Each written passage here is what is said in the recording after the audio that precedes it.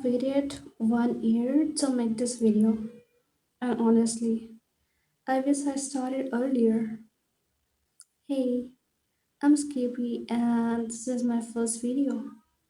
And no big intro or just starting, because I don't have even paper for that. Well, for past 1 year, I kept delaying this.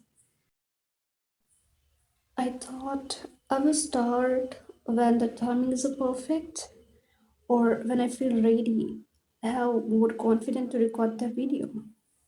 But later on, I realized that you don't need to be great to start, but you have to start to be great. And I used to think I need more to start, a better setup, or more resources. But now I understand that the best investment is in yourself, like not money, just effort, consistency, and showing up. And this video is not perfect, but at least I stopped waiting for the perfect time.